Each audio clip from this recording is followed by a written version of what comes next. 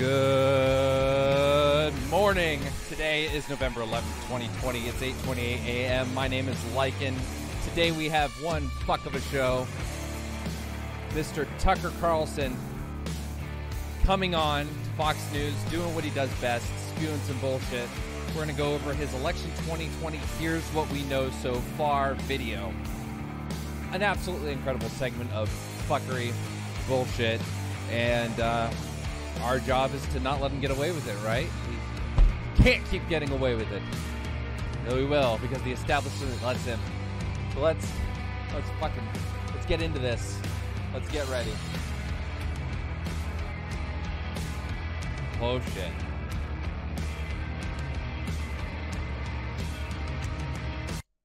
All right. So Tucker, our boy Tucker, what a fucker. He is coming in here and saying, you know what? Let's not even waste time. Let's go through it. So what we're going to do is we're going to watch this video. And as we watch the video, we're going to talk about the fuckery that is that thing right there. The walking boat shoe of Tucker Carlson. We've heard you. We're grateful that you trust. Good evening and welcome to Tucker Carlson Tonight. Thank you for watching. We appreciate it. In case you haven't noticed, it's hard to trust anything you hear right now. We've heard you. We're grateful that you trust. It's hard to trust anything you hear right now. It's almost as if there are a bunch of people spreading disinformation, misinformation, half-truths, and whatever they can to continue their agenda. But let's Trust us, and we will try to be give them a worthy second of your trust. We want to begin tonight by assessing some of the things no doubt you have heard about last week's presidential election. There are conflicting versions of virtually every part of that story. But as of right now, here's what we think we know. For much of election night, Donald Trump seemed to be leading in a number of key swing states. Then early Wednesday morning, he began to fall behind. That trend continued more or less for several days. Okay, what he's doing right here is he is setting the stage, right? He doesn't come out and say, "Isn't that weird?" He is saying, "Isn't that weird?" But he's saying it in what he's saying. He's not doing it directly. He's doing it implicitly. He's saying, you know, Donald Trump was, when you went to bed, Donald Trump was in the lead. Then the next day it was a Biden. That's a little weird. That's what he's doing right now. On Saturday, the media declared Joe Biden the president-elect. And Biden quickly accepted that judgment. The Biden campaign... Then he says the media declared Biden president-elect. He's trying to insinuate that this doesn't normally happen, except it happens after every election. There's a point where the media says our analysts have looked at it, and we declare Joe Biden the winner. And I don't even think, when did Joe Biden accept? Because let's go ahead and live fact check this, because I don't believe Joe accepted that day. I don't think even the media really called it, until Thursday or Friday? So, yeah, 3 days ago is when, on the 7th, right? So we're talking about the 4th, 5th, is maybe Tucker is not doing this he's probably doing it dishonestly. The reality is it was days before the Biden camp accepted this. They waited, right? They waited until it was called. So his phrasing of this is making it sound like shit happened Tuesday to Wednesday, and then Biden accepted, and that the shit that happened was funky. We'll get more into that. Now has something called the Office of the President-elect. It sounds official, which of course is the point. This has been happening for as long as I at least through Obama in 2008. So this isn't new. Trump did it. So not really sure why he's putting that inflection of, which sounds official. It's as if he hasn't reported on it before, as if Fox News isn't riddled with clips of him talking about that. Of setting it up. And in the end, it's possible it will be official. If, after all the questions have been answered, it becomes clear that Joe Biden is the legitimate winner of the presidential election, we will accept that, and we'll encourage others to accept it too. Okay, the only reason that this is not being accepted is because the Trump campaign leading up to this election did as much as they could to spread misinformation and disinformation and sow distrust in the election process. So Tucker coming here and saying, people have questions. Well, gee, I wonder why. And then you have the media like Fox that are going to continue to propagate that. Now, Fox is catching hell from a lot of conservatives because Fox was one of the first to call things for Biden on election night, the day after. And they are getting mad that not everyone at Fox was completely buying into this shit. We're Americans first. We want what is best for this country. We want our system of government to continue. Whether it does continue, though, depends in part on how we proceed from here.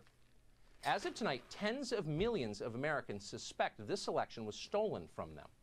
That means we now live in a country where a large percentage of our population no longer believes that our democracy is real. Why? Why? Tucker Carlson, why do you think that is? If your first answer isn't Donald Trump, it's not because you are a level-headed, middle-of-the-road individual. It's because you're intellectually dishonest. Donald Trump is the reason that people believe this. Donald Trump and the people who, without question, have propagated every dumb fuck thing he has said. That is why tens of millions of people don't believe it. The fact that we have to continue the charade as if those lawsuits being filed aren't frivolous, as if the courts are just, tossing them out because they're corrupt too. It's the propagation of any idea of legitimacy of the pushback happening right now is the reason this is happening. So yeah, it is dangerous. And he's going to talk a little bit about that, and he's going to acknowledge that. But what he's not acknowledging is the role he is playing in it. He's doing the I'm just asking questions thing. Questions are being asked. Not all questions are valid. You can ask whatever questions you want. You can't tell the populace you don't get to ask questions. Of course that's bad, and he's going to talk about that too. But you do not entertain questions that are baseless, that can cause dangerous outcomes, and then say, now the questions are here, and it's dangerous that the people don't trust it. How much of that is your fault, Tucker? That is sad. It is also dangerous. It could easily get worse. What we're doing in response is hardly the solution. It is making our country much more volatile. I would say yes, except he's not talking about Fox News. Is setting us up for something bad. In a democracy, you cannot ignore honest questions from citizens. You're not allowed. You can't dismiss them out of hand as crazy or immoral for asking. You can't just cut away from coverage you don't like. No, but when year after year, the idea of fraudulent votes, the zombie voters, the people from the 1800s voting, the people that, died a couple years ago, the troves of illegal immigrants that they claim to be voting, all these different things happen every year. These claims get brought up, even if it's not to the extent that it happened in 2016 or that it's happening now. Every election cycle, someone is bringing that up. You can go back to 2012. We talked about this on the show the other day. So Tucker Carlson is being super disingenuous here. That you can tell people those questions are dumb. You can tell them that because those questions are dumb. When year after year this is refuted, when the Republicans are the ones that went out and did the investigation and found there was, 6 instances in 40 years of elections? So, yeah, the idea that something might have happened on any scale that it's flipped things is stupid, is a conspiracy theory, and you can say that to people. You can't simply tell people to accept an outcome because force doesn't work in a democracy. That's dictatorship. In a free society, you have to convince the public of your legitimacy. You have to win them over with reason. Reason doesn't work. How many more times will these items have to be brought up and debunked before people start to buy into it? It's going to be a lot more times if people like Tucker and Fox News and all of the pundits online, like your Tim Pools, as long as they keep allowing that to go forward, this is going to be a problem. Democracy is always a voluntary arrangement. Telling voters to shut up is never enough. So in this case, tonight, there's only one way to lower the national temperature and unite the country. We need to find out exactly what happened in this election. And there are questions, and that means we have to answer them. For example, in Pennsylvania, Nevada, and Michigan, the Trump campaign has now collected signed affidavits that attest to criminal activity during the voting process. In the city of Detroit, so one of those, I don't know when this broadcast was. I think it was yesterday or the day before. Last night, someone came out and recanted. I think it was Erie, PA worker recants. Postal worker recanted allegations of ballot tampering, officials say. Now, Project Veritas, which is a veritable source of fuckery, has come out and tried to counter this. But the reality is, Oh, I will not pay for your thing, Washington Post. I have a New York Times subscription. There we go. Postal worker withdraws claim that ballots were backdated in Pennsylvania, officials say. So one after another, the cases are being thrown out because the evidence is non-existent. It's hearsay in many cases. And in this case, someone just said, yeah, I outright lied. Veritas is trying to walk that back. We'll see how that goes. But yeah, this is why we're dealing with it. Witnesses have alleged under oath that ballots were improperly backdated and counted without matching signatures. One poll watcher alleges that 40,000 late unsealed absentee ballots were counted orally, and all of them went for Democrats. In the state of Nevada, 8 whistleblowers from within the Nevada Election Department say they witnessed voter fraud abetted by other election officials and by their supervisors. According to one affidavit, a poll worker saw people bringing handfuls of ballots to a Biden-Harris campaign van.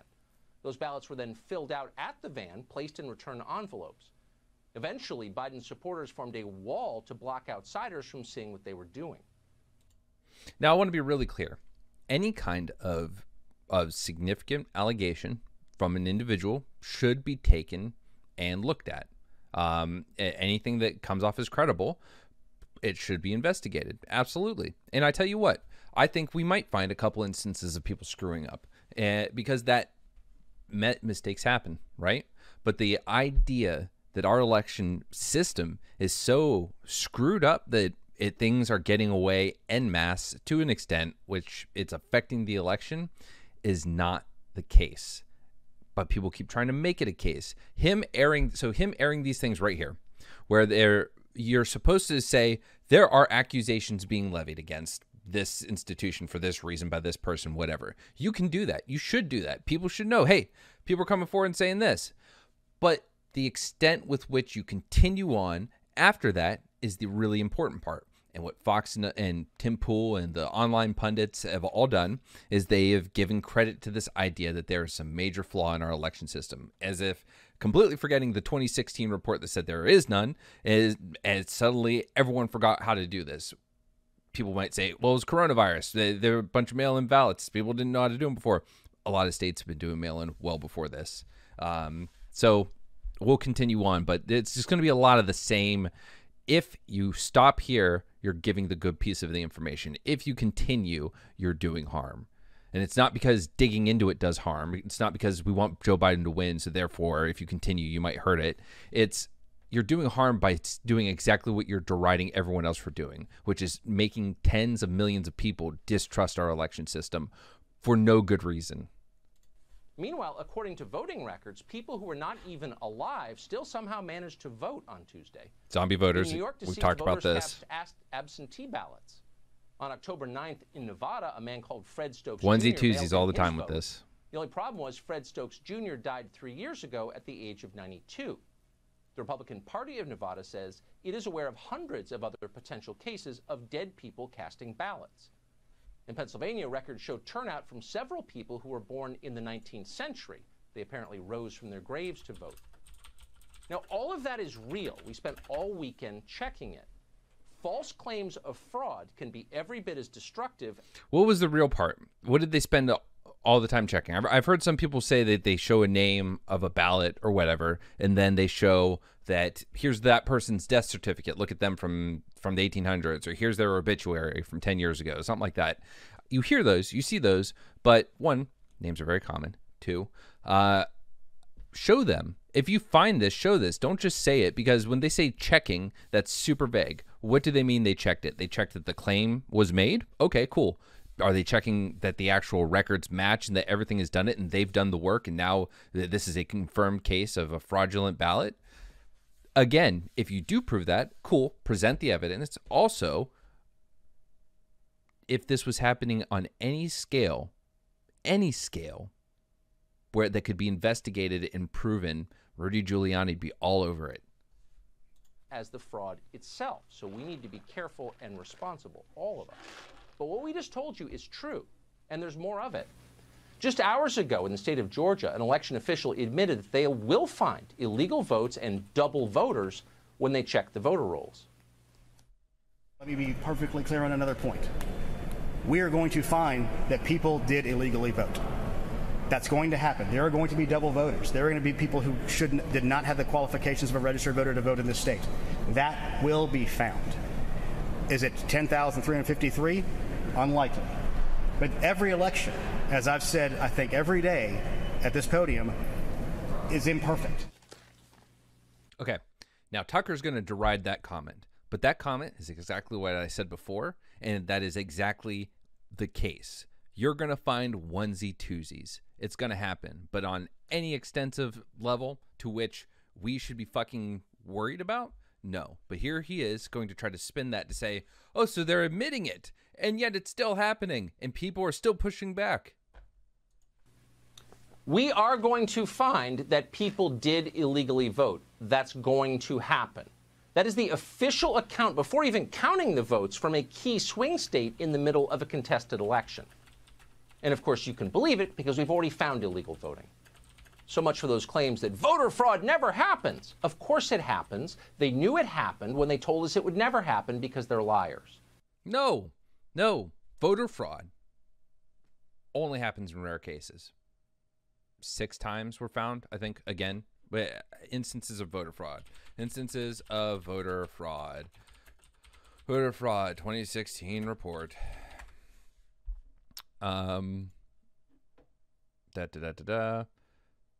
Here, let's look at this real quick. All right, so this is from October 19th, 2016. Trump's bogus voter fraud claims from factcheck.org. Donald Trump is citing unsubstantiated urban myths and a contested academic study to paint a false narrative about rampant voter fraud in the U.S. and the likelihood of a, quote, rigged election. Trump claimed people that have died 10 years ago are still voting, citing a report that found 1.8 million deceased people remain on voter registration rolls. But the reporter did not find evidence of wrongdoing, and numerous studies have found such voter fraud is virtually non-existent. Trump claimed there is a massive problem with, quote, illegal immigrants who are voting, end quote, citing research by Old Dominion professors who say non-citizen voters may have benefited Democrats in 2008. But a Harvard professor who manages the data used in the Old Dominion study said the data was misused and the study's conclusions are wrong. Finally, Trump broadly claimed that voter fraud is very, very common, and he has called for poll watchers to look for people impersonating voters, blah, blah, blah, blah, blah. So this is old.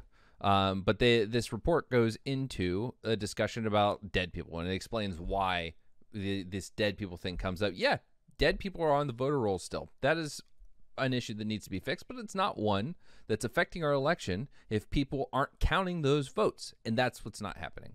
So no one's admitting to voter fraud. That's not what just happened in this part of the clip.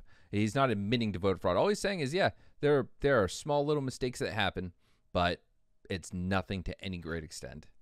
So we know that for sure. At this stage, the fraud that we can confirm does not seem to be enough to alter the election results. We should be honest and tell you that. Of course, that could change. But changing the election results is not the whole point. The real point is that fraud took place, and that should horrify us.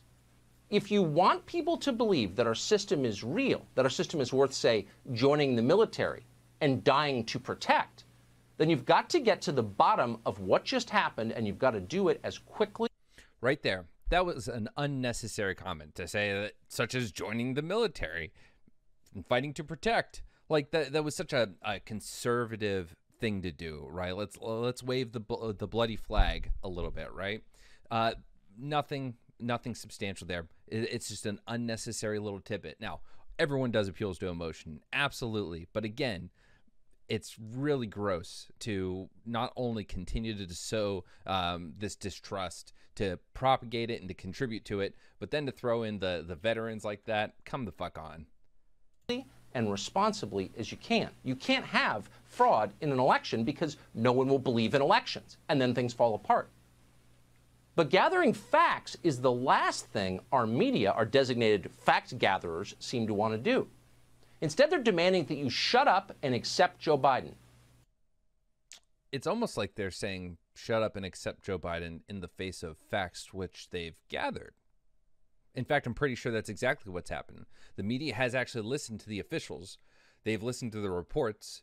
They're not fear-mongering. They're not trying to play off people's distrust of the government in order to make people think the election is being stolen, in order for them to get their own personal benefit from either a person in office that they want to be in office or continuing this bullshit media narrative.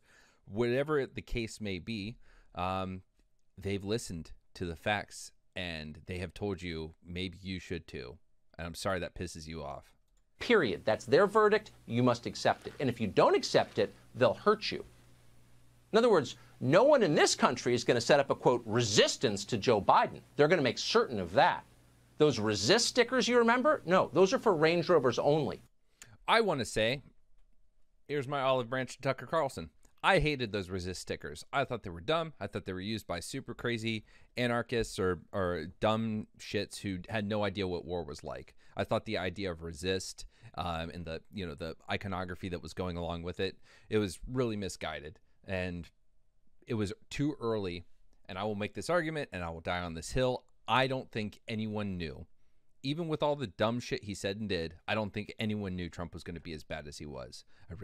I thought there were too many checks and balances within the executive branch alone, within the advisory staff, etc. And I didn't realize that you could pack your White House, your cabinet, and everyone else around this country, and all the elected all the appointed positions, you could pack them with so many sycophants that you can actually just upend the system completely.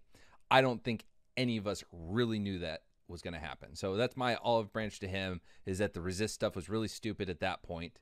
But no one is saying we need to resist anything right now. We had a fair election. There's nothing to be resisted. No pickup trucks allowed. Try it, buddy, and you'll find out. There's nothing to resist. There's nothing to find out. There's nothing to resist. We had a fair election. Overstatement? Well, this morning, a prominent anchor on CNN sent this tweet to Trump supporters. Quote, "I truly sympathize with those dealing with losing. But at a certain point, one has to think not only about what's best for the nation, peaceful transfer of power, but how any future employers might see your character defined during adversity." Now, I don't know if he is talking about the general American public here. I don't know what Jake is talking about. I will be charitable to both sides. I know.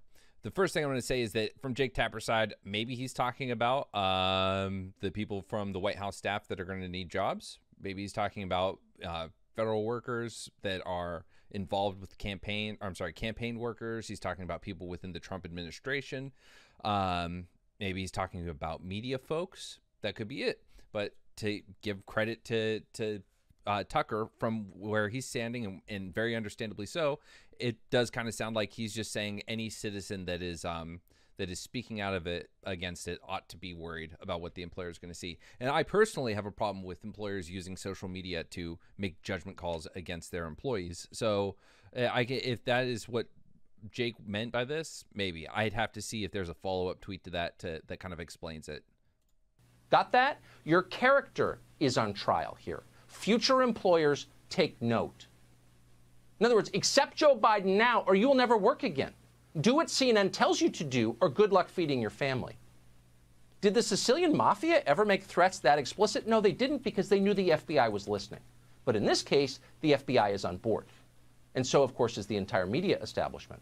Wait, you mean the FBI is on board protecting the fair and safe election that we had?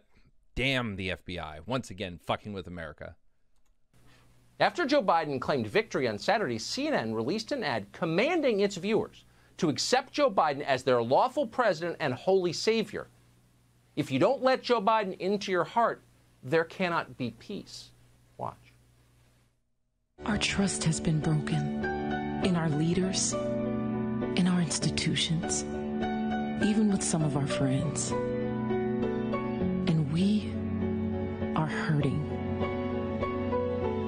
Now more than ever, we need each other to listen, to learn from one another, to rebuild those bonds. It's over. Now's the time to come together.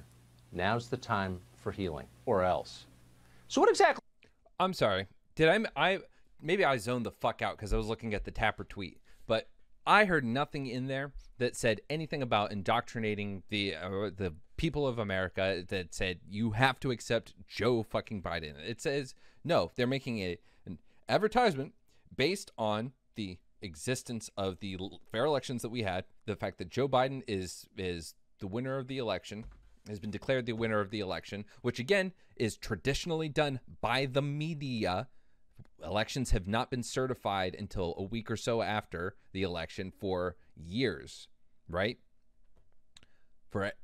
Forever. Like the states certify, the media announces the night of, the results are not certified for a while. So this continues to happen. CNN, nothing in there said you got to accept Joe Biden. CNN was simply running an ad that was about unity within the nation. But I know, if we had too much unity, people like Tucker fucking Carlson would not be making as much money as they are. So hey, let's continue to fight against that. Go ahead, continue, Tucker. Is this healing that they're looking forward to, that they're commanding you to participate in? Well, Michelle Obama's thought a lot about healing. In her message of unity, Michelle Obama wrote this, quote, "Let's remember that tens of millions of people voted for the status quo, even when it meant supporting lies, hate, chaos, and division," end quote. That's the unity message. Let's remember who disobeyed.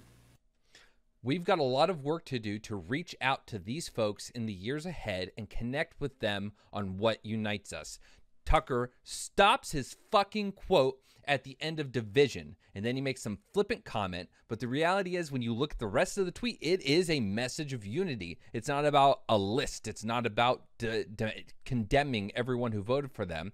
She is saying what a lot of us have said right after the election and leading up to the election. You have to look at the people that are still supporting Trump, and we have to reach out to them and break through the stain of what he has done to this country.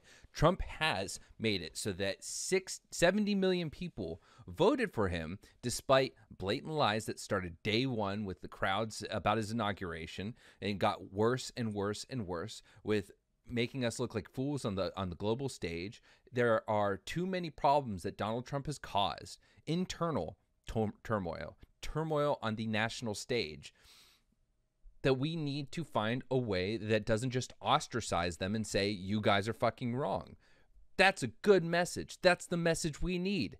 And here we have Tucker Carlson, while showing the whole tweet, he stops his quote there in order to deliver a message that would be really fucked up by going to the rest of the quote. And people are going to listen to him. Even if they're reading it themselves, they're still hearing that, and they're listening, and they're taking in what he said, not what she said. Let's hurt them. Let's remember the people who voted for our political opponents. Sandy Cortez of Westchester didn't need to be reminded because she hadn't forgotten. Cortez asked this, quote, "Is anyone archiving these Trump sycophants for when they try to downplay or deny their complicity in the future?" In the future? Is George Orwell writing her scripts? No. Jesus Christ. Okay, this was one of the worst things that I saw come out of a couple days after the election. What she's talking about are the people, the media pundits, the online people, the news media like Tucker and others on Fox and all the other channels. She's talking about those people who for a long time have either enabled, outright supported Donald Trump, backtracking, saying they didn't, downplaying it. She's talking about holding those people accountable, which is what we as Americans should want. If we disagree with the behavior of someone, and there are those who allow that behavior to happen, we do hold them accountable. The great example is Hillary Clinton. Everyone who disliked Hillary was really okay with sharing those clips of Hillary backtracking or lying or flip-flopping. I remember them. I thought they were funny. I still think they're funny. Regardless, we were okay with that, and that's all she's talking about. She's not talking about some red scare or red terror lists. She's not talking about going out and black bagging them, putting them in a van. She is literally saying, hold them accountable. The end. That's it. But mountain out of a molehill right here. Watch it rise. She's writing them herself. And the answer, of course, to that question, the question, is anyone keeping track of the Trump supporters who must be punished into perpetuity? The answer is yes. Someone is keeping track. In fact, many people. Harry Savugin, the former national press secretary for the Democratic National Committee and former Pete Buttigieg staffer, was already hard at work on an online enemies list. He wrote this, quote, White House staff are starting to look for jobs. Employers considering them should know there are consequences for hiring anyone who helped Trump attack American values, end quote. You better believe it. We just launched the Trump Accountability Project to make sure anyone who took a paycheck to help Trump undermine America is held responsible for what they did. Listen, there's a website called professorwatchlist.org. It's a conservative watch list that has people like, Cornell West. Dr. Cornell West is on this. This is a watch list that puts a bunch of people out as being threats to conservatism and, you know, whatever kind of jingoistic idea of America you can come up with. Some of these people might be crazy socialists, but at the end of the day, this is dangerous, and this is the shit that happens. Conservatives are already doing this in a pretty high-profile way, in an actually dangerous way. This is simply talking about holding people accountable for a man who has done damage to our country. We'll try to not harp on that if he continues down this for too long. Oh, American values, says the guy who's going full Soviet. Totally impervious to irony, these people. Corporate America, of course, was on board. Needless to say, they never left. They were always on the team. The Chamber of Commerce, the National Association of Manufacturers, Republican groups, right, along with CEOs from companies like United Airlines, Microsoft, Amazon, you name them. They already congratulated Joe Biden as the counting was still underway. And by the way, the counting doesn't end election night, even on normal elections where we don't have the chaos of the COVID situation. Counting doesn't end election night. There's still counting going on the next day. It's just when you get enough ballots in and the gap is big enough, then you can call a state, right? As they were doing that, the media were not hard at work verifying the integrity of the election, of the democracy they so deeply cherish. They weren't interviewing the poll workers who signed those affidavits we just told you about, which are real. Instead, here's what they're doing. How you feeling? I almost can't talk right now because of the emotion. Everyone is welcome under this tent. We don't care who you are. We don't care if you voted for us or not. You're all part of this American experiment. I was so overwhelmed to hear that. I don't care what people think, if they think I'm biased or not, if whatever, I don't care. And so I'm very emotional. So when you ask me how I'm feeling right now, I'm sorry. That's all I can tell you. This is how I feel right now. I am so happy to have this platform to be able to do this. I may not have it after this, but I really don't care. I am so happy. I don't care. Take it from someone who does this gig for a living. If you can't keep your emotions in check to think clearly, you are a child, go do something else. What a twat. What a twatty thing to say. What a big old Tucker Twatson. Listen, you're allowed to have emotions, okay? I don't want to pull out the toxic masculinity card, but the idea that this person gets on and is moved by the election. I'm sorry, would he say this? You know what? He would. I was going to say, would he say to a black reporter in 2008 to hold his fucking emotions when Obama gets elected? Would he say that? He might. He actually might. I don't think that he is really aware. He has any kind of self-awareness or serious cognitive ability to kind of put two and two together why you might not want to do that. So therefore, he can't see why when Donald Trump has done what he has done, because Tucker has supported him all the way through, when Donald Trump has done what he's done to this country, and this person gets on the TV and says, hey, I am incredibly excited for this, and it makes me feel really good, and everyone is welcome. We're not here. He is spreading the message of peace and unity, and Tucker is pissed off about it. Are you surprised? Because I'm not. I don't care if people think I'm biased or not. There you go. And they really don't care, because they don't need to, because they won or claim they do. Like all hasty decisions, the one they're trying to force on us, we will regret it. Have you ever made a hasty decision you can live with long term? No. No, you haven't. The point isn't that we need to keep investigating until Donald Trump wins. That is not the point. The point is, we need to find out what happened so that the rest of us believe the system is real. That's the problem. And to make that happen, Congress ought to investigate every meaningful claim of illegal voting. Every legitimate claim that is raised must be investigated. Would that become a circus? Of course. Would a congressional hearing on voter fraud descend inevitably into partisan posturing? What do you think? Yeah, it's guaranteed. But there's no choice. There was already investigations from Congress. It was Congress who investigated. Republican Congress, by the way. It's still worth it. An investigation like that, a federal investigation, would produce facts. And we need facts. Transparency is the key. Without it, there's no hope. Ever wonder why people on both sides are embracing conspiracy theories? Why do you think that's happening? That's the reason. You see that? For those listening in the audio-only version, that is me pointing up to the Tucker Carlson box on my screen. That is the reason. It's that. It's Tim Pool. It's fucking Miles Chong. It's internet fuckheads and standard media fuckheads. Right there. That's why people feel this way. And you can't just make them go away or shut down the websites. People reach for that. Why? Because they know the people telling the official story are lying, and they are lying. Wait. How do you know they are lying? Like, you just came in and said they were admitting to voter fraud, which they didn't. You came in and said that there are just honest questions that need to be answered, but now we've jumped from there are questions to people are lying. No one is lying. No one. And the moment they try to get real answers from the people in charge, here's what happens. All of you, suck it up. Suck it up like we sucked it up. And if you are not sure that you're comfortable with Joe Biden, do what we did.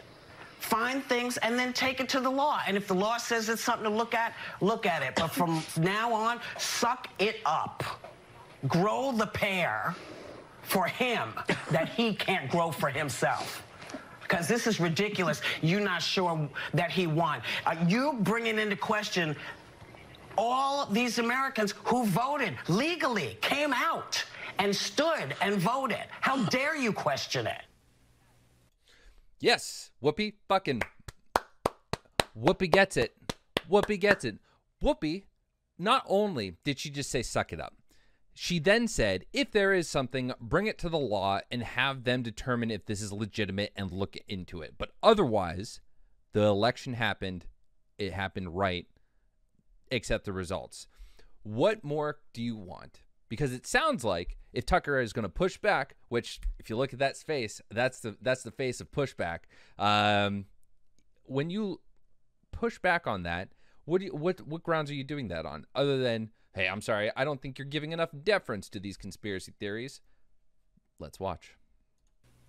The unhappiest people in the world have all the power. And how dare you question it? How dare you ask why dead people are voting? How dare you question the decision desk, plebe? Who are you? Their contempt, evident all along, is completely out in the open right now.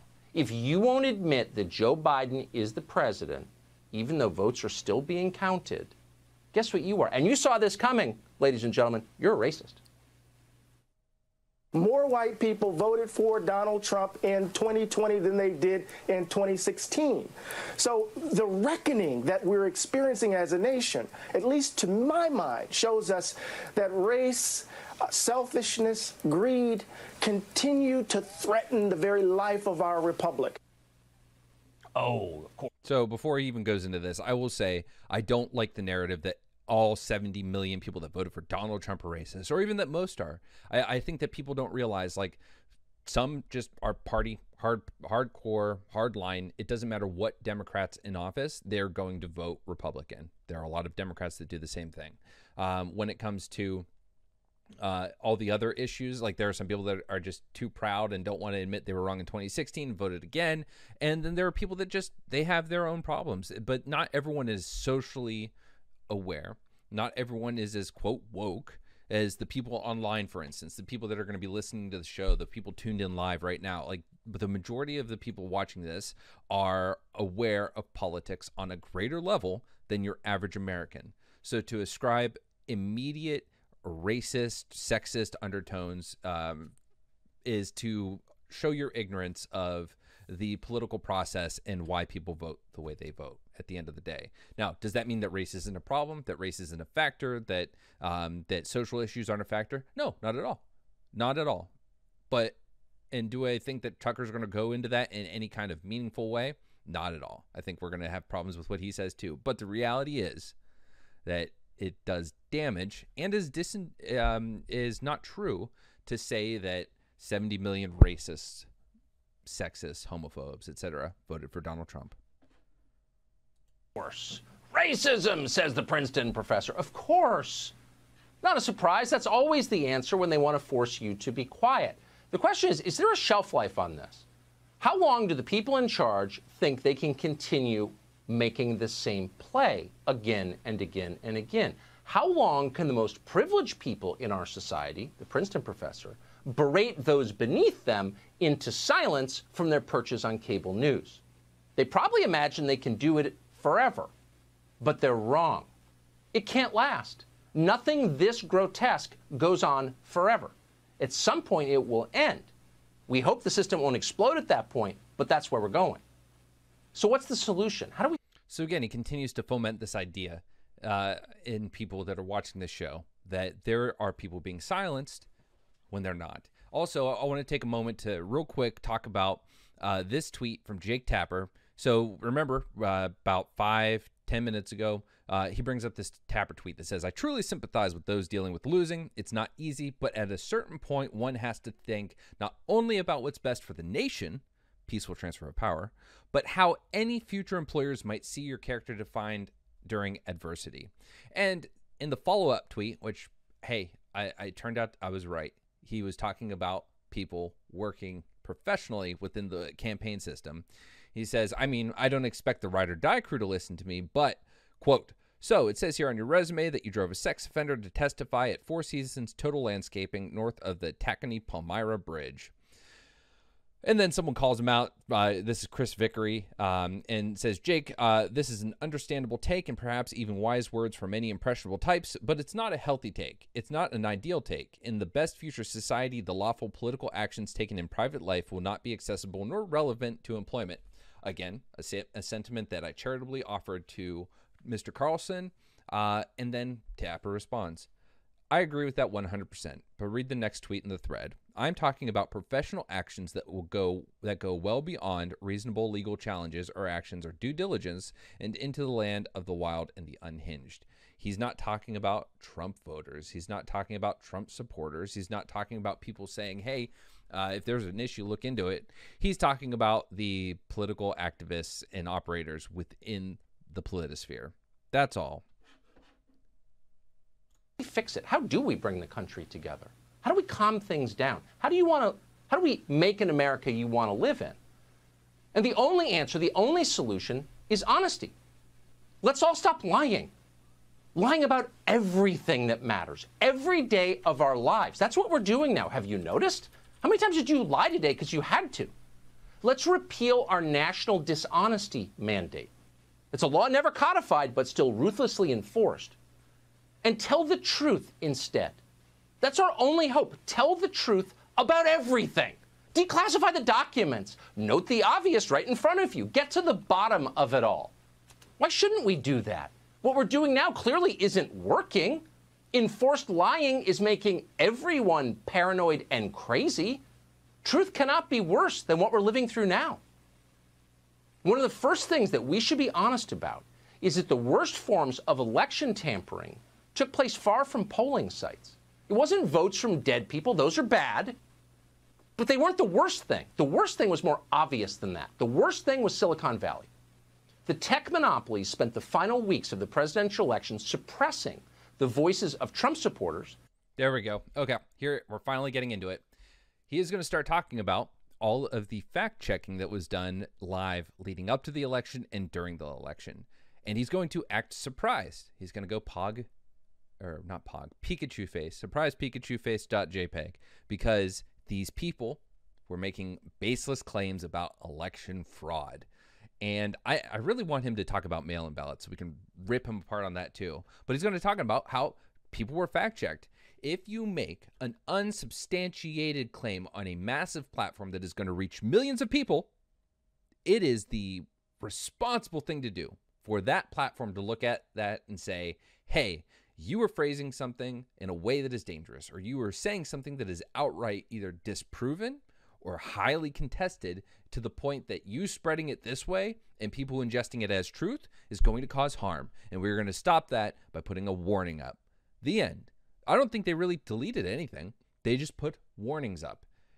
And those warnings are meant to make people distrust what they are reading, or at least question it. So that's the point, and it's a responsible action. But hey, you know what?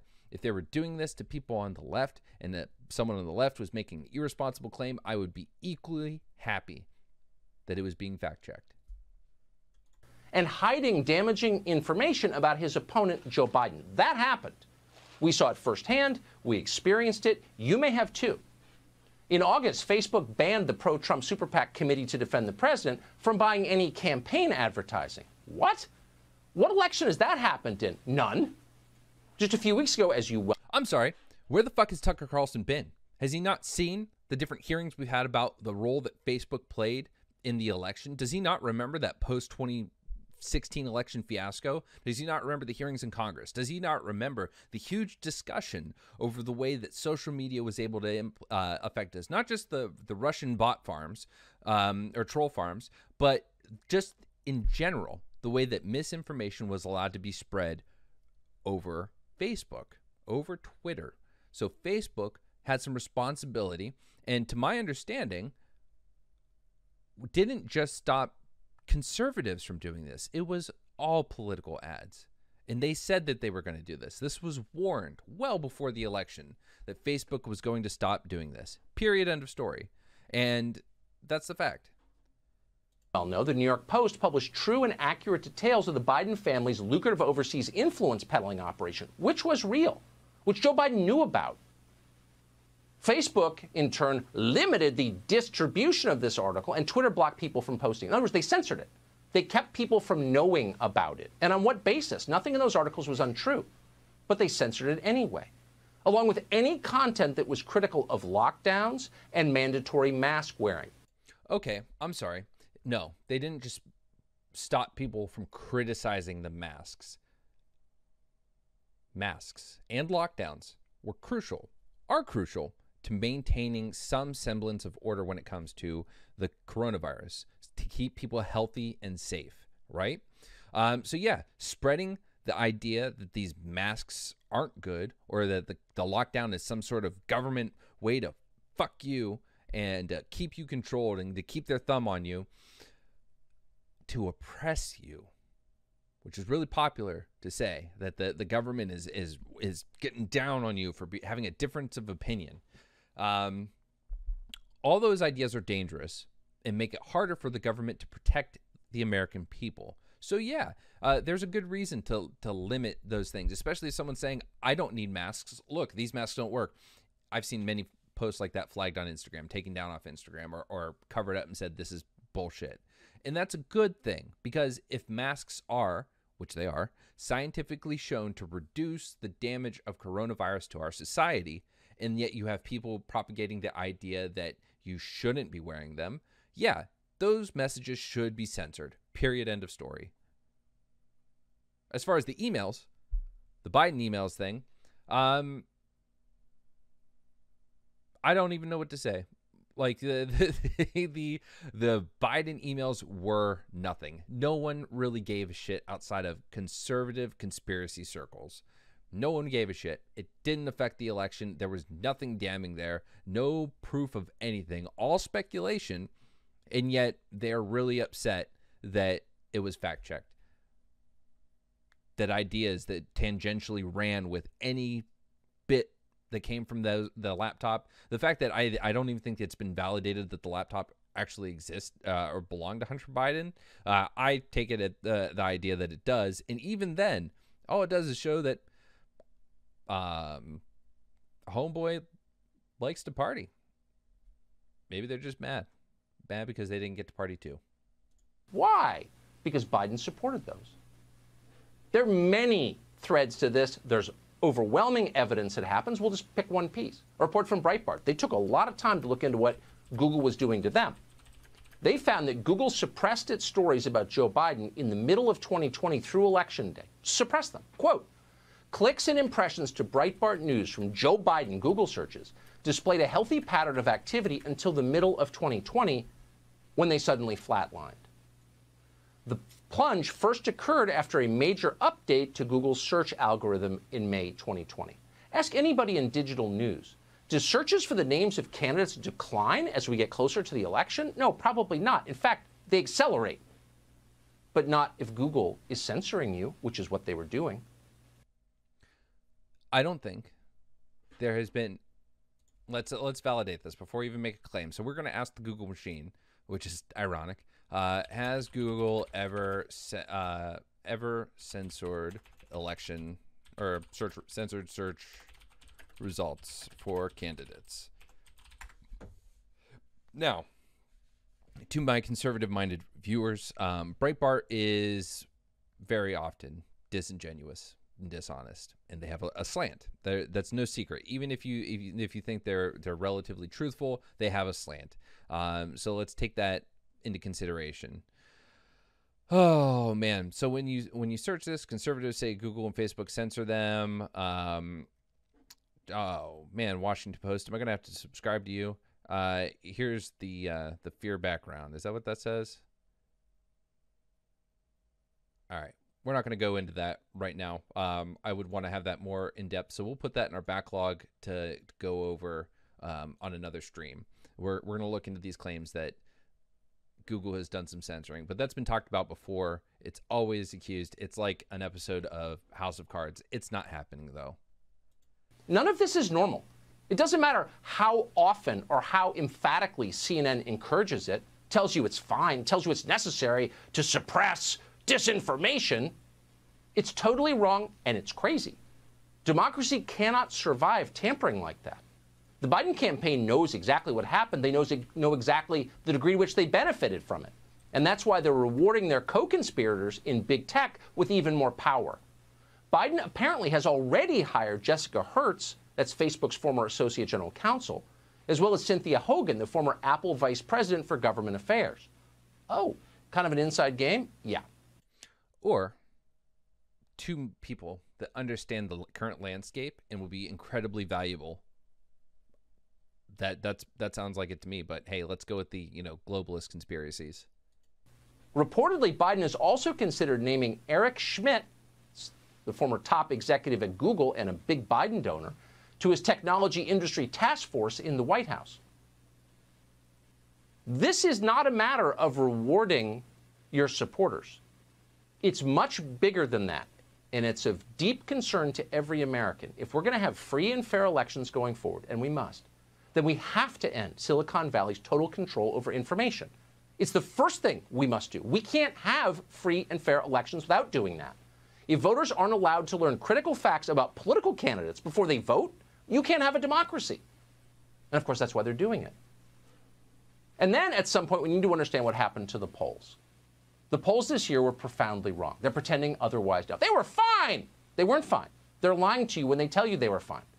They were measurably not fine. We could go on for an hour. Let's sum it up for you.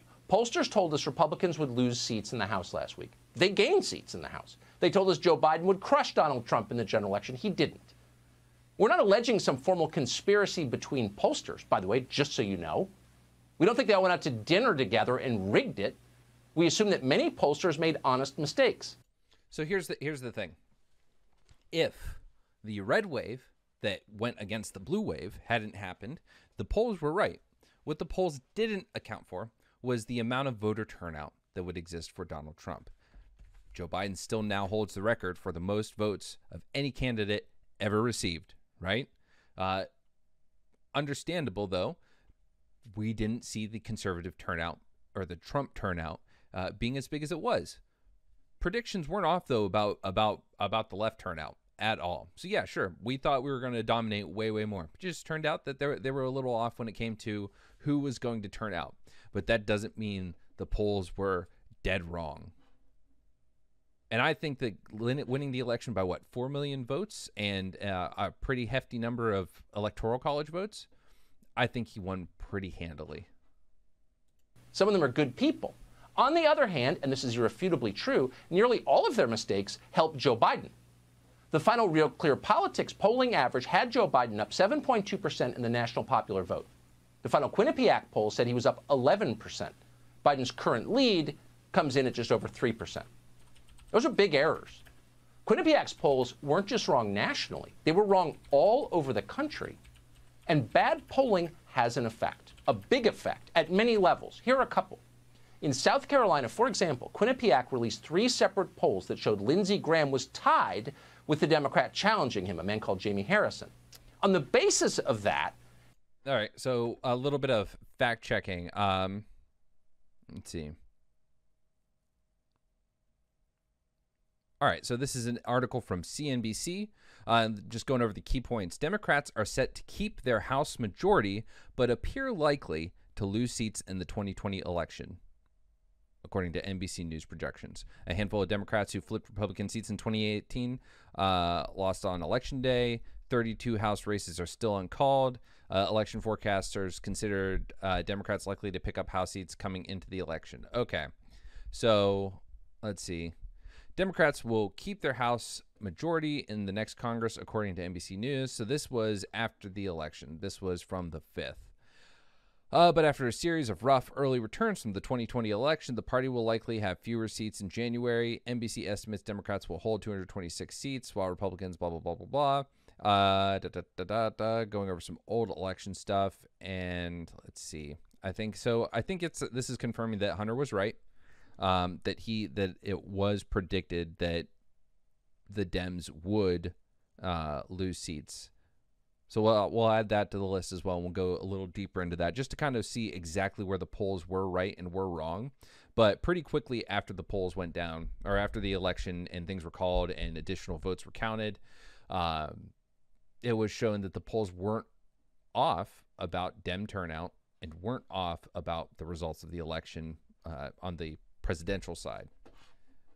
But we'll look into that deeper. We'll say that for now, you've got us, Tucker. You've got us. For it does seem that we did predict that we would have more seats and we lost some. But we still have control. Gosh darn it. Harrison was able to raise over $100 million. That's the most ever for a Senate candidate. So Jamie Harrison or any of these other candidates went to donors in Los Angeles, New York, the money centers for the Democratic Party, and said, look at these polls. We've got a shot. Boom, $100 million. $67 million for the Democrat who lost in the state of Maine. In South Carolina, Jamie Harrison lost the race by 10 points. It wasn't close. In Ohio, Quinnipiac's final poll showed Joe Biden up by 4. Trump inverted it and won by a little over 4%. So none of these errors were limited to one polling outfit. Most of the polls were way off. Why does that matter? It's not just annoying, it's significant. Research shows that polls influence voting behavior. So effectively, all those errors amounted to voter suppression. And it's really clear why. When people believe that their candidate can't win, and that's what the polls told us, can't. Okay, let's be real clear. There is no benefit to faking polls. It happens, but there is no large-scale benefit that's going to come from faking poll numbers. You're not going to psych out your opponent's base and get them to not go out and vote or get them to not support their candidate because they look like they're doing bad in the polls. It doesn't happen, right? Polling errors are more likely an issue of human calculation, an issue of human analysis, but they are not going to be faked. It does nothing. In fact, there's plenty of research out there on how it doesn't do anything. This isn't like someone isn't suddenly coming up with some brand new idea and like, wait, what if we lied in the polls, right? And we got everyone to really, really think that they're going to lose. No, it's not happening at all. Win. They are less likely to vote for that candidate and much less likely to send him money. Would you want to be the guy sending money to a losing candidate? No, you wouldn't. And no one else would either. A study by researchers at McGill University and the University of Toronto found this, quote, polls may lead people not to vote for a given party because that party is perceived to be unlikely to win. Yeah, didn't need researchers to tell us that. That's obvious. Maybe that's why they did it. We don't know. We should find out. Except there are other studies saying otherwise.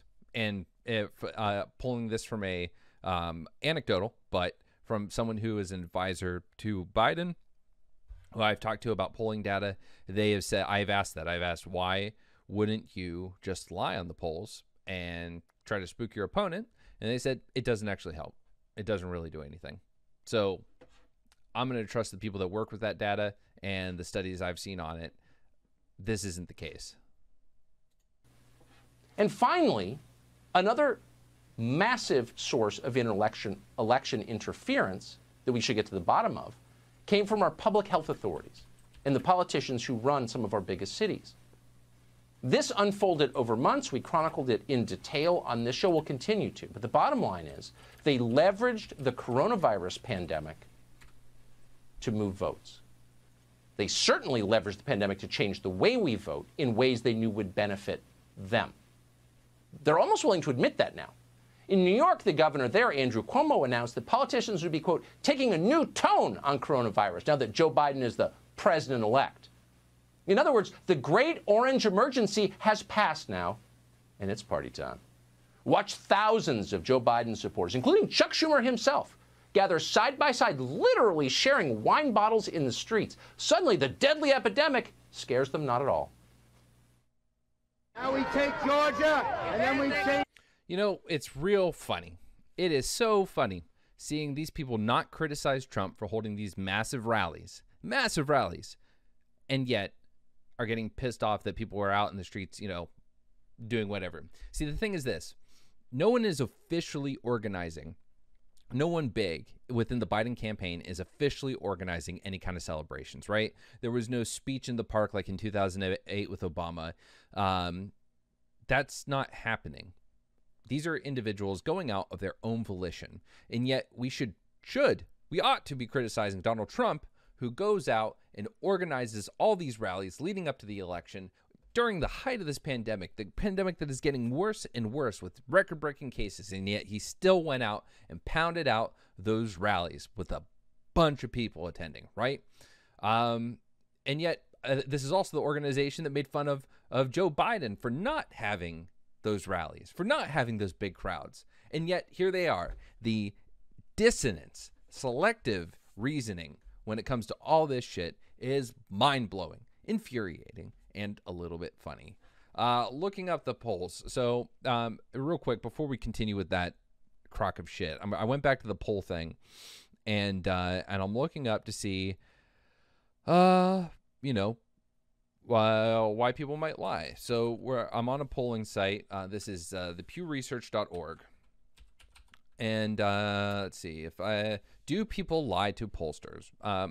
We know that not all survey questions are answered accurately, but it's impossible to say that any given inaccurate answer necessarily involves lying. People may simply not remember their behavior accurately. More people say they voted in a given election than voting records indicate actually cast ballots. In some instances, researchers have actually verified the voting records of people who were interviewed and found that some of them said they voted but did not. Voting is generally considered a socially desirable behavior, just like attending church or donating money to charity. Studies suggest these kinds of behaviors are overreported. Similarly, socially undesirable behaviors such as illegal drug use, certain kinds of sexual behavior, or driving while intoxicated are underreported. We take steps to minimize errors related to questions about socially desirable or undesirable activities. For example, questions about voter registration and voting usually acknowledge that not everyone takes part in elections. Pew Research Center's voter registration question is worded this way. These days, many people are so busy they can't find time to register to vote or move around, so they often don't get a chance to re-register. Are you now registered to vote in your precinct or election district, or haven't you been able to register so far?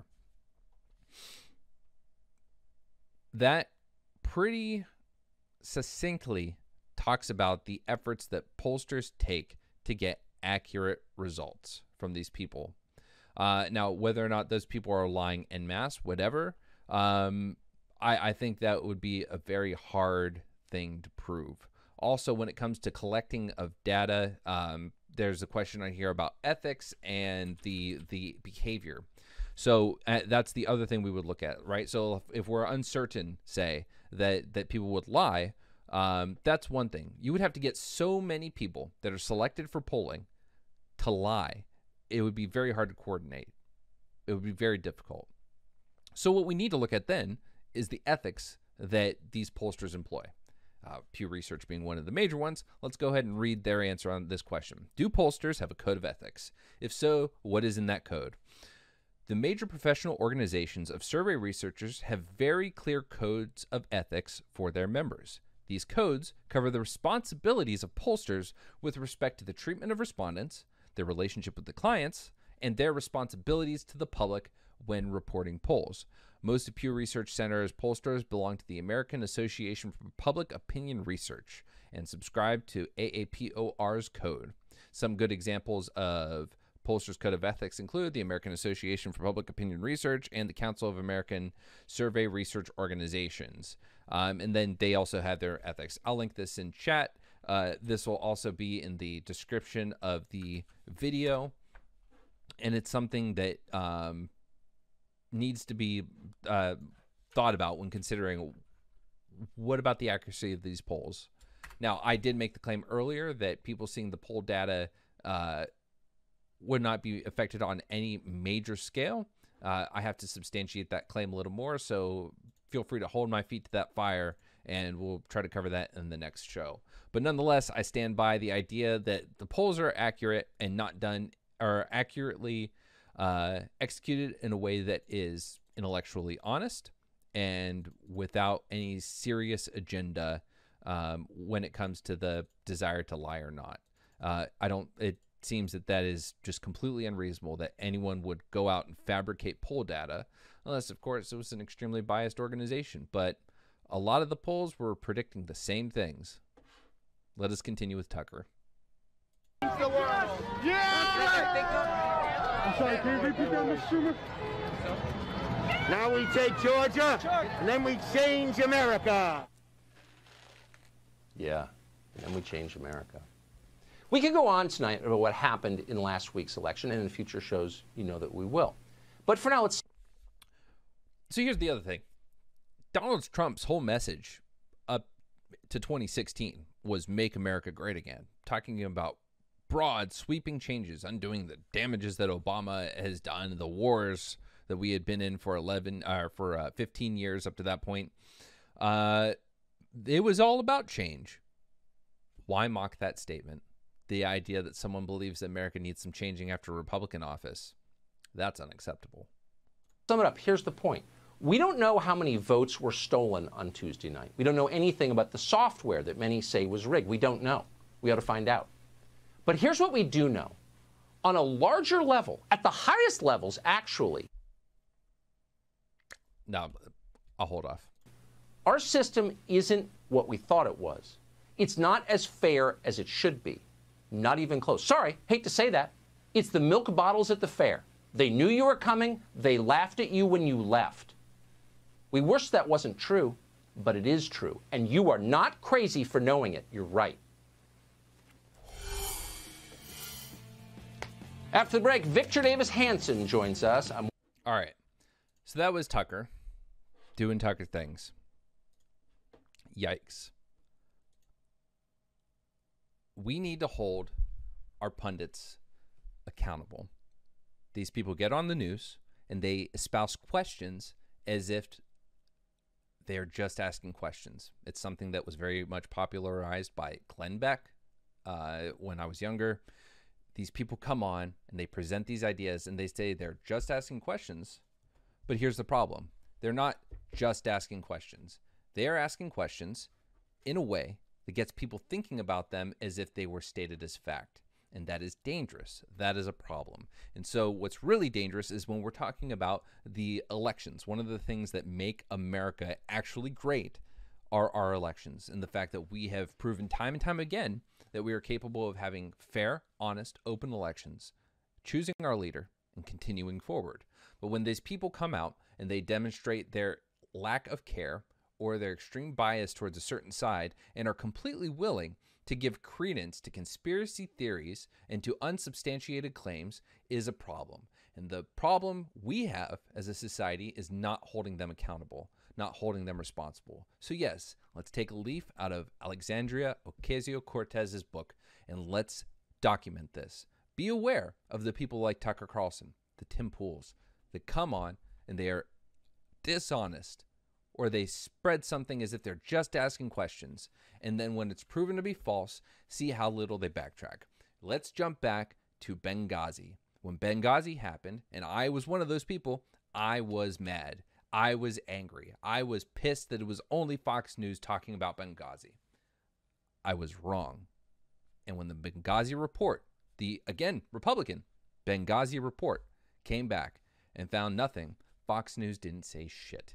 And I think that you should be required, if you have any ethical integrity, you should be required to give a substantial amount of time to being proven wrong and explaining it and admitting it and talking about why you were wrong. You should devote enough news cycles to where you believe a good majority of your base heard it, understood it, and accepted it.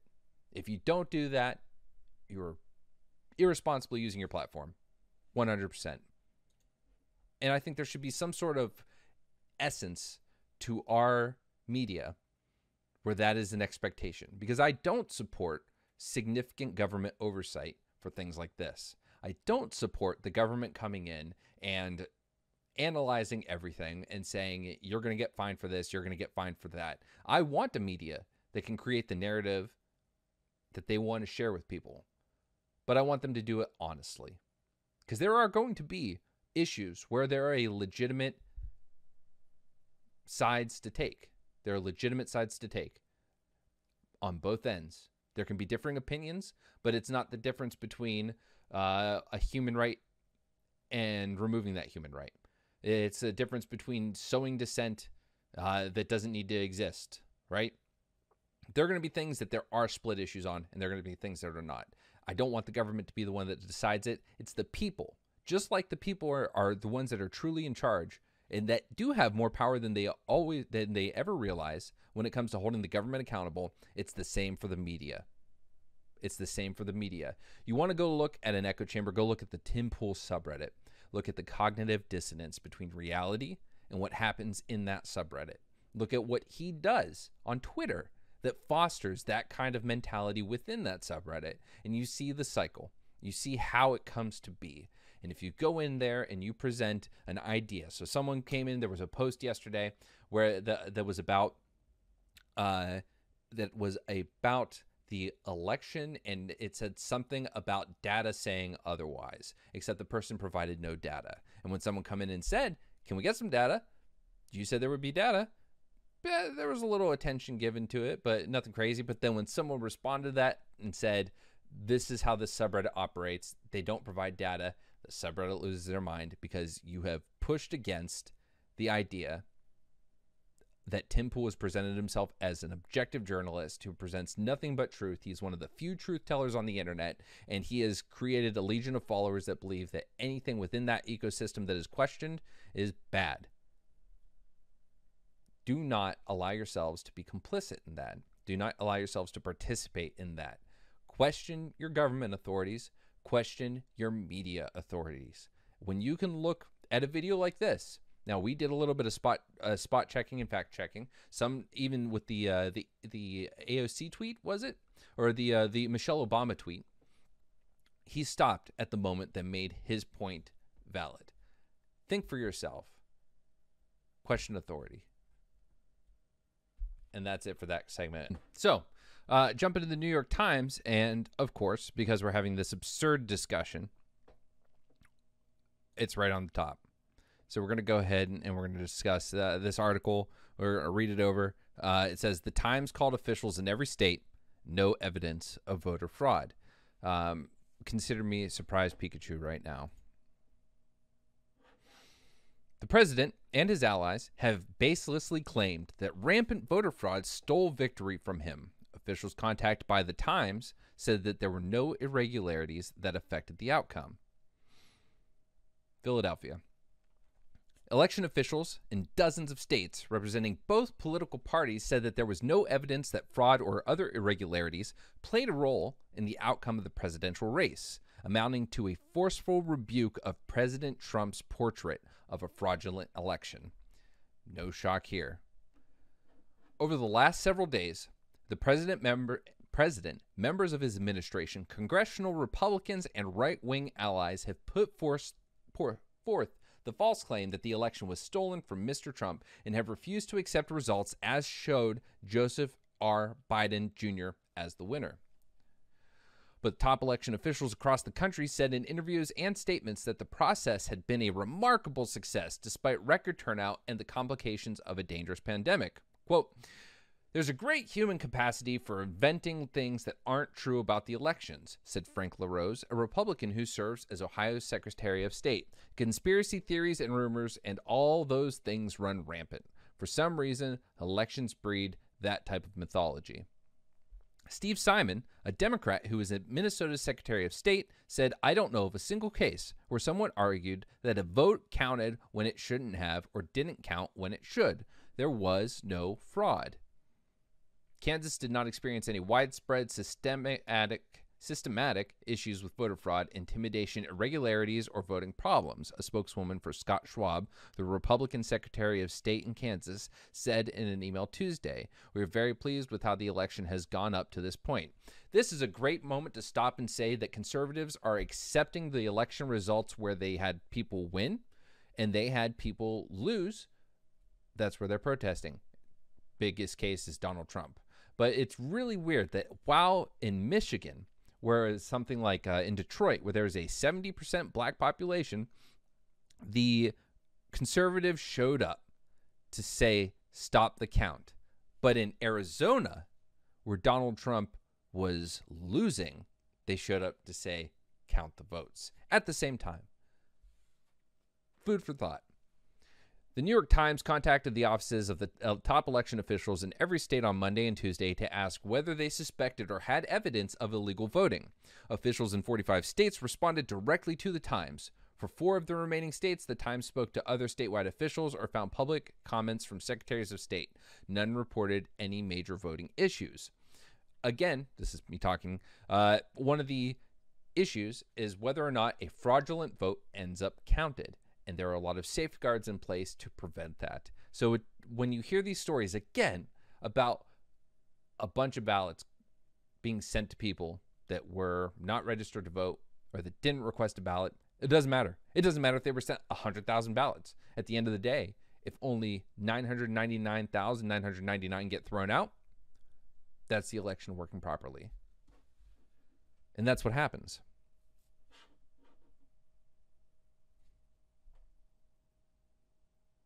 Continuing on. Sorry, gonna report my mic's a little quiet. Gonna turn that up a bit. All right, let's continue. Statewide officials in Texas did not respond to repeated inquiries, but a spokeswoman for the top election officials in Harris County, the largest county in Texas with a population greater than many states, said that there were only a few minor issues and that we had a very seamless election. On Tuesday, the Republican Lieutenant Governor of Texas, Dan Patrick, announced a $1 million fund to reward reports of voter fraud. Some states described small problems common to all elections, which they said they were addressing. A few instances of illegal or double voting, some technical glitches, and some minor errors in math. Officials in all states are conducting their own review of voting, a standard component of the certification process. Perhaps none of the Trump campaign's claims... Ooh, sorry, cat jumped up and scared me. Perhaps none of the Trump campaign's claims received more attention than an allegation made over the weekend in Pennsylvania by Rudolph W. Giuliani, the president's personal lawyer. On Saturday, Mr. Giuliani held a news conference in the parking lot of a Philadelphia landscaping company and claimed that the election in the city had been rife with fraud. The office of the state's top law enforcement official said that there was no evidence to support Mr. Giuliani's claims and that the election in the state was fair and secure. Many of the claims against the Commonwealth have already been dismissed, and repeating these false attacks is reckless, said Jacqueline Rhodes, a spokeswoman for Josh Shapiro, a Democrat who is Pennsylvania's attorney general. No active lawsuit even alleges, and no evidence presented so far has shown widespread problems. What emerged in the Times reporting was how, beyond the president, Republicans in many states were engaged in a widespread effort to delegitimize the nation's voting system. Again, let's look to Tucker Carlson. Some Republicans have even turned to lashing members of their own party who, in their eyes, did not show sufficient dedication to rooting out fraud. In Georgia, where Mr. Biden is leading, the two Republican senators Kelly Loeffler and David Perdue, both of whom are in a runoff to gain re-election, have called for the resignation of the Republican Secretary of State, Brad Raffensperger. The Secretary of State has failed to deliver honest and transparent elections, the senators said in a statement. In Washington, the losing Republican candidate for governor, Lauren Culp, has disputed the Republican Secretary of State's determination that the election there was free of fraud. The Secretary of State, Kim Wyman, has in turn challenged Mr. Culp, trailing by roughly 14 percentage points in the results, to produce evidence. It's just throwing grass at the fence at this point, she said in an interview. See what sticks. Democrats have more frequently been the target of criticism. Last week, the Republican leadership of the Pennsylvania state legislature called on Kathy Boockvar, the Democratic Secretary of State, to step down. In Wisconsin, the Republican Speaker of the Assembly announced he would form committees to investigate voter fraud in the wake of Mr. Biden's narrow victory in the state, though there is no evidence of any. Republican lawmakers in Michigan on Saturday voted to issue subpoenas for documents in search of election irregularities, in quotes. Indeed, Republicans have all three blue wall states have initiated investigations or called for audits, which are redundant given the certification work already underway. Again, it's as if we run a democracy here that knows the importance of validating votes, and as if those votes are in fact validated. There's a reason that it takes so long for the actual certification of the election results. Indeed, Republicans in all three blue wall states have initiated the investigations or called for audits, which is redundant given the certification work already underway. Democrats say this is simply a way to undermine confidence in the results. Hands down, 100%, not a truer thing in this article. That's the only reason to do that. On Monday, the Trump campaign accelerated their legal efforts, filing a lawsuit in the 7 Pennsylvania counties where the president lost that claimed mail voting created an unfair two-tiered system during the election, though the system is also in place in counties the president won. Strange how that happens. The campaign also announced plans to file another suit in Michigan. Another time to bring up, once again, and I will say it a million times over and over, it's weird, but I bet you if Donald Trump had stopped trying to discredit mail-in voting and embraced it, he might have actually seen even higher turnout. Maybe. The president has kept up a barrage of Twitter posts with false claims about the improprieties in Nevada and Pennsylvania, predicting he'd prevail in Georgia, where he is behind, and said Wisconsin, quotes, needs a little time statutorily, though he offered no explanation for what he meant. A common theme with the president. Nellie Gorbea, the Democratic Secretary of State in Rhode Island, said the amount of attention on the election would make illegal voting extremely difficult. It would be nearly impossible to do voter fraud in this election because of the number of people tuned in, she said. A little bit of reason there. Voting fraud in the United States is extremely rare. The irregularities that do occur are often inconsequential, isolated in nature, and unlikely to alter the outcome of the election. The most significant episode of election fraud over the past several years involved an alleged effort to manipulate ballots to benefit a Republican candidate for Congress in North Carolina, Mark Harris, in 2018. The scheme forced a new election, and an operative who worked for Mr. Harris, L. McRae Dallas, is under indictment. Mr. Harris was not charged with wrongdoing and denied any role. In the case of the 2020 election, Mr. Biden's margins in the blue wall state of Pennsylvania, Michigan, and Wisconsin are all in the tens of thousands. Even in Georgia, where Mr. Biden leads by more than 11,000 votes, it would be hard to uncover enough voting irregularities to change who won, because we run a fucking good election system. We have not seen any evidence of... I'm sorry, that wasn't in the New York Times, by the way. That was my commentary for those listening, not reading along. We have not seen any evidence of fraud or foul play in the actual administration of the election, said Jake Rollo, a spokesman for Jocelyn Benson, the Democratic Secretary of State in Michigan. What we have seen is that it was smooth, transparent, secure, and accurate. Still, Mr. Trump has been fixated on voter fraud since 2016, when he falsely claimed that the vote stealing had cost him the popular vote, which he lost by roughly 3 million. In the election's aftermath, he formed a voting fraud commission that disbanded with no findings amid charges of secrecy, bias, and overreach. Mr. Trump's attack on the election system this year has relied on either outright fabrication or gross exaggeration involving the sorts of small problems that typically come up in elections. In Ohio, for instance, Mr. LaRose said that while it was not unusual to discover a handful of improprieties in a statewide election, systemic fraud has not happened. In the past, I've referred people to local prosecutors and the attorney general for non-citizens voting, he said.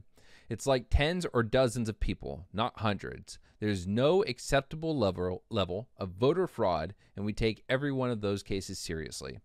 The tension over voting has been most palpable in Georgia. The Trump campaign and the 2 Republican senators have complained about transparency, which Mr. Raffensperger, the Secretary of State, called laughable. We were literally putting releases of results up at a minimum hourly, he said in the statement. I and my office have been holding daily or twice daily briefings for the press to walk them through all the numbers, so that particular charge is laughable. He added that while there were likely small instances of fraud, he did not expect it to be significant enough to affect the outcome. The absence of any major findings of fraud or irregularities, and the willingness of even Republican election officials to attest to smooth operations have also undercut Mr. Trump's legal efforts. In Michigan, the Trump campaign has sued, saying that their poll watchers were not given access to properly observe ballot counting in Detroit. But election officials in the city deny that, saying there were dozens of poll watchers from both campaigns inside the main counting center there. Last week, a judge denied a Trump campaign bid to halt counting based on complaints about observers, dismissing key evidence as vague and hearsay. The accusations of fraud from the president and his allies were noticeably absent from the states where Mr. Trump and his fellow Republicans did well, a common theme. In South Carolina, for instance, the Republican incumbent, Senator Lindsey Graham, won relatively easily over Jamie Harrison, despite the fact that polls showed a tight race there.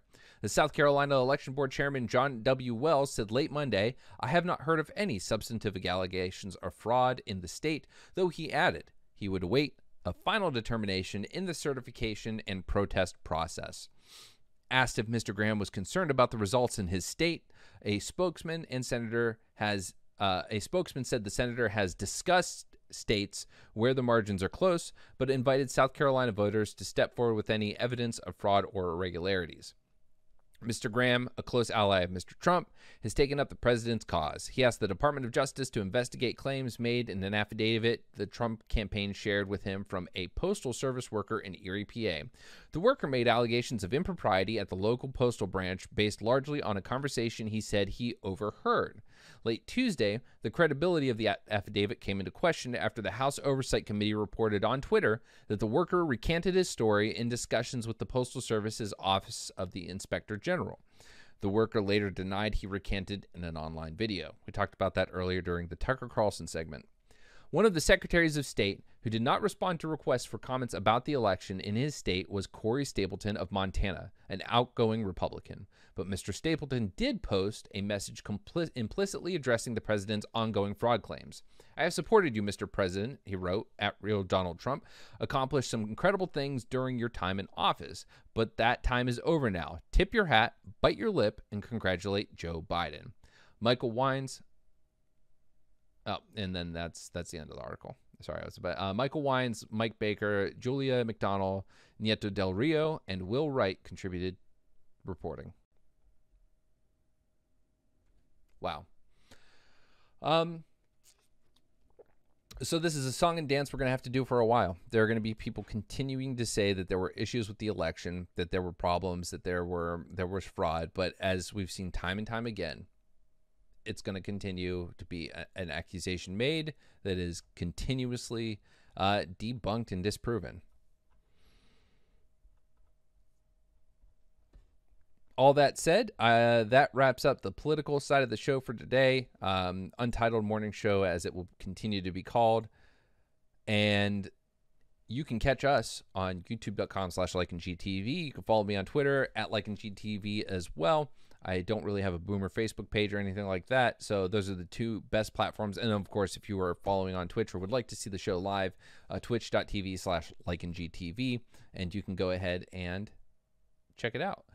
With that, have a great night. Be safe, stay healthy, and check the facts. Check it for yourself. You'll be often very, very surprised how things aren't as bad as they seem if you just live your life by headlines. Thank you all. Have a great day.